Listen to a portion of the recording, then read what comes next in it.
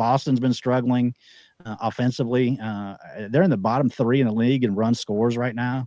And I really expected the Red Sox to be a team that would compete for that division. But man, that offense has been terrible so far. What's your thoughts on Boston been so far?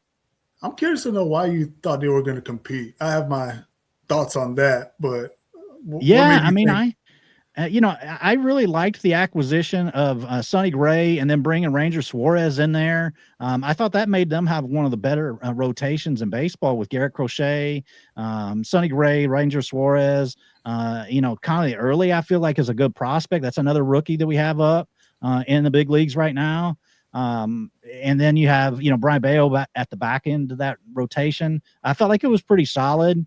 I thought that Wilson Contreras was a solid acquisition to bring in as a right-handed bat in Fenway. And I've always been super huge on Wilyer Abreu.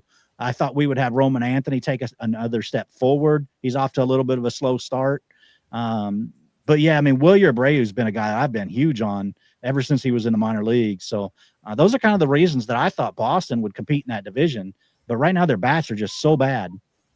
Yeah, I think it was positive news hearing that Wilyer Abreu is going to see more lefties and be a regular. I thought that was a great step in a positive direction for not only the team but for his career.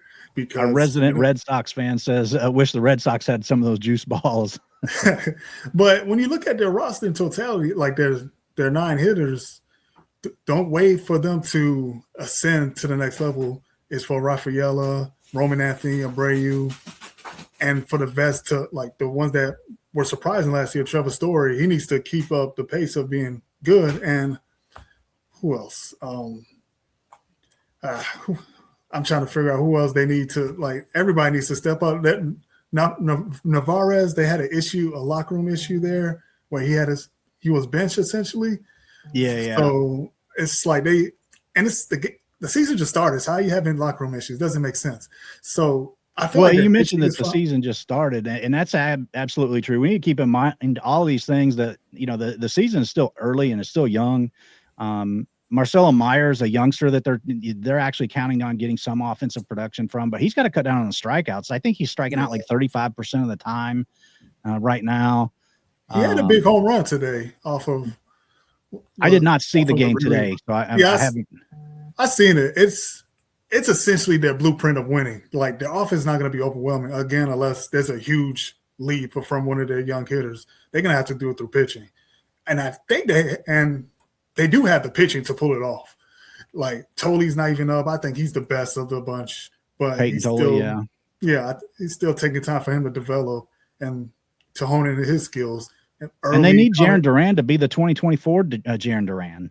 Yeah, it seemed like he's disappeared, but again, it's still early and off a track record. I think he'll be okay. Not great, but I think he'll be. I don't know. He was not that guy last year. Like 2024 was a great year for him, but this past year, I'm not sure. Yeah, I think he just needs to be above average. Again, all the pieces needs to come together because I don't think they're better than the Yankees as of now, presently constructed. Toronto is really dealing with some injuries. I don't know if you've seen the injury from Kirk today, like the flukiest injury I've ever seen. Like the ball, his glove hand got hit with the ball, a tip foul ball, or like his thumb may be broken. And they put it this way: when you have to sign Patrick Corbin, that was to me. I was like, Patrick Corbin.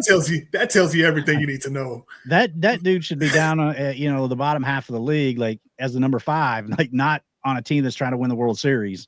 Yeah, so that's the sign of things ain't going well for them. Baltimore is interesting. I think they're in the middle of.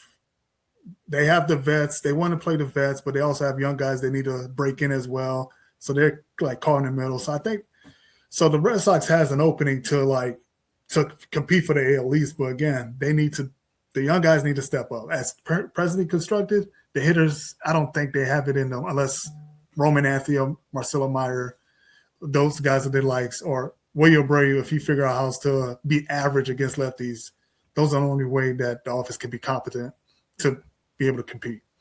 Yeah, and Trevor Story, he's like kind of the aging veteran. If he could just be kind of average for them, like right now he's off to a bad start. And we're only talking about 29 plate appearances, but he's hitting 138 with no walks yet. So like, you kind of need a little better than that. Um, I hate to be too hard on anybody, any team a weekend. We've seen plenty of times in history where teams, they get off to a slow start, but then they pull it back together, and by the end of the season, they're right there with everybody else. But there were some question marks, like you mentioned, like with this team. But I just felt like their pitching acquisitions were solid, and that they would be competitive in this division for 2026.